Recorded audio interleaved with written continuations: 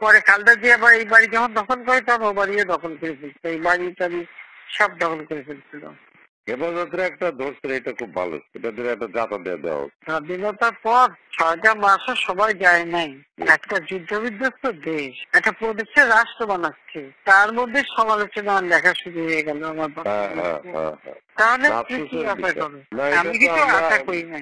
জি না, এটা আমরা তো দেখছি, ওই যে আব্বা যখন ডাইরেক্টর মিলিটারি অপারেশন ছিল সরাই দিল ওনারে, সরাই দেওয়ার পরে আপনি হয়তো এই কাহিনীটা জানেন না, ওনাকে ওই সময় সরাই দেওয়ার 3 মাস পরে, উনি তো ডাইরেক্টর মিলিটারি অপারেশন ছিলেন, ওনারা সরাই দেওয়ার পরে তারপর 3 মাস পরে এই যে হত্যা হলো, এই বঙ্গবন্ধু এবং ওই যে পরিবারের হত্যা হলো।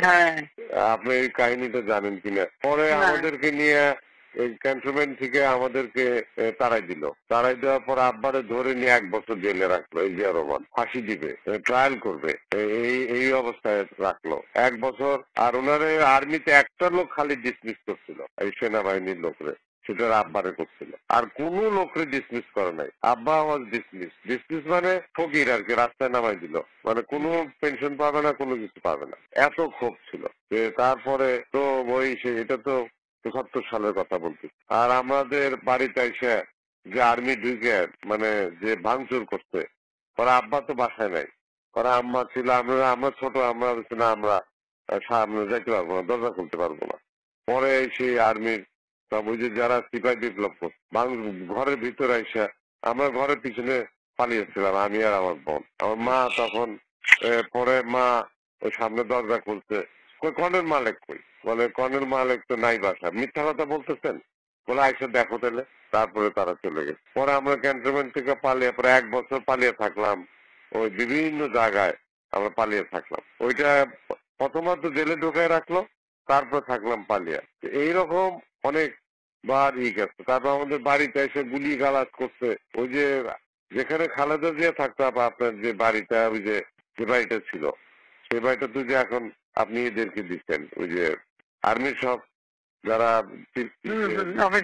হত্যায়, হ্যাঁ, ওই ওই ওই বাড়ির উল্টা থাকতাম। ওইখানে টিনের চালওয়ালা ঘর ছিল, ওয়াল করা ঘর ছিল তখন, ওই 73-74 সালে আর কি। তখন তো আমি ক্লাস 8-9-এ পড়ি ওই সময়। ওই হ্যাঁ না, ওখানে কতগুলি ওরকম ছিল।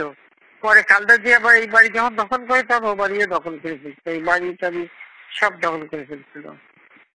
ওগুলো আমরা দেখছি, আমাদের ওই টিনের ঘরের মধ্যে এসে গুলি লাগতেছে। 75 যখন ওই যে সিপাহী বিপ্লবটা, এখানে সিপাহী বিপ্লব তো কারা করছে আপনি জানেন? এই যে যারা এই যে জিয়া রহমান যার পরে ফাঁসি দিল, কি নাম ওর, কর্নেল তাহের। কিন্তু এই কিন্তু সিপাহী বিপ্লবরা করছে, জাসদের লোকেরা এইসব করছে অনেক কিছু। তারা তো আবার আমাদের সাথে আছে, এরা তো জাসদের লোকেরাও এইসব মধ্যে ছিল।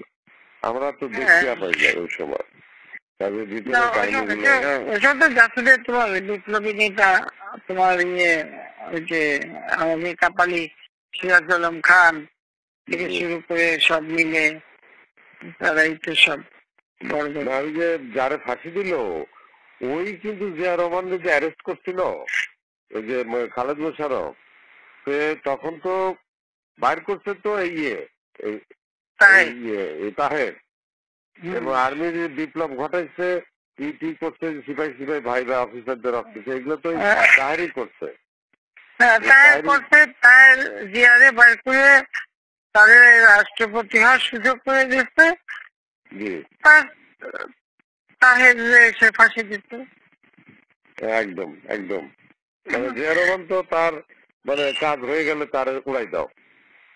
তোমার তাহেরের বউরে ইনুরা, আমরা যখন 2009 সালে সরকার গঠন করলাম তখন এমপি বানালো।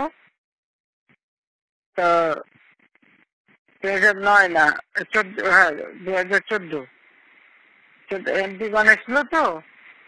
আমার কাছে একদিন তাহের ডিসপিউট ছিল তো, আমার কাছে একদিন আসতে তাহেরকে একটা রাষ্ট্রীয় মর্যাদা সম্মান, আমি খালি আমি পার্লামেন্টে দাঁড়ায় সব নিয়ে এসে ধরে না কথা বলে, তো সে এসে আমার সাথে কথা বলছে।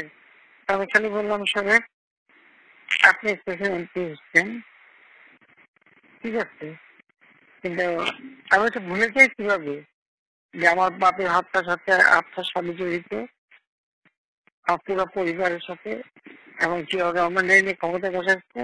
হ্যাঁ, জিয়া তারা ফাঁসি দিচ্ছে, তাকে আমার হাত থেকে আমি বলছি, তাকে আমার হাত দিয়ে আমি কি করে সম্মান দিই?